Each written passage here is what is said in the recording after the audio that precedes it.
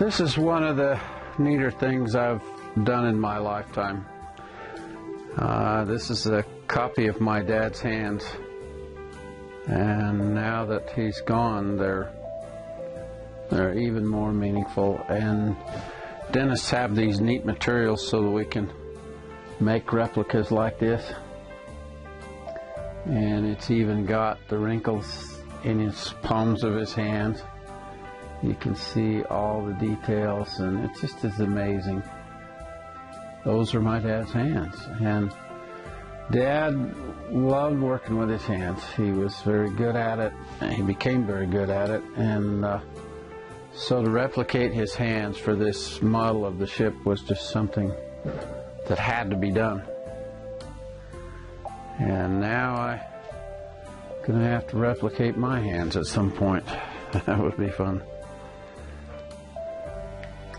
Hello, I'm Dr. Lou Jensen, and this is another magic moment for me.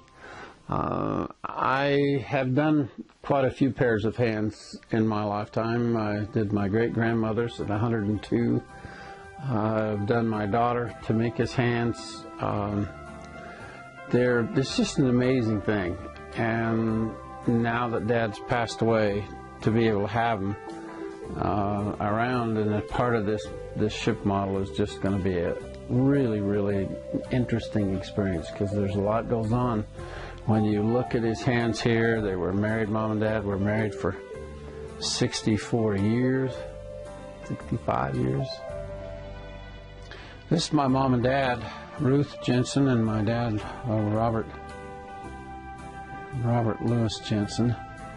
And that was his father was Louis Martin Jensen, and then I became Louis Robert Jensen. So we've had fun with those mixing up of the names over the years. But they were the part of the greatest generation of Americans, and went through the war together. And Mom worked in the parachute factory, and Dad went to the Philippines. I was 6 months old before he even got to see me. Came home, he was a dad already. And grown up, obviously, by the war, I suspect, a great deal. This technique replicates all the palm lines and all the details of the fingers, just right down to the wrinkles in his aging hands. It's just a magical, magical thing to have after someone's gone. It's Father's Day today, and it's amazing to me how I mixed pretty well with my parents all my life, and yet I don't recall ever telling him just how much I appreciated all that he did for me. I watched my dad carve and whittle and sand and shape and paint and glue and do his entire life. I have all of his enthusiasms have spilled over into my life.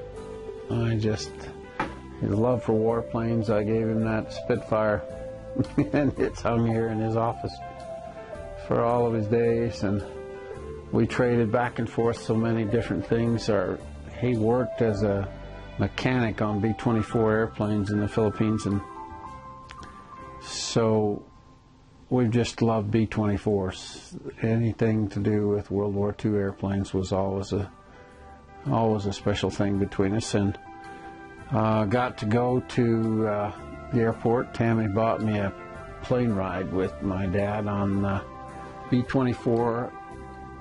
Came out, and we got to go on we almost got to go on a plane ride together.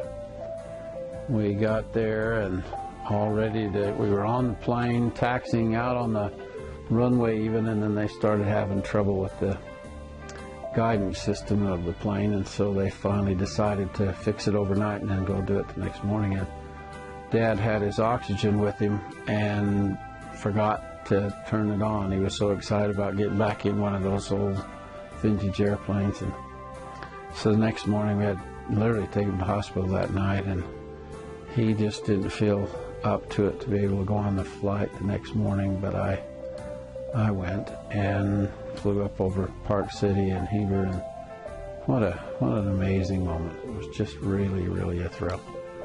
So one of the main points, I think, is don't forget to capture the memories and let people know how much they mean to you in your life, what their impact has been.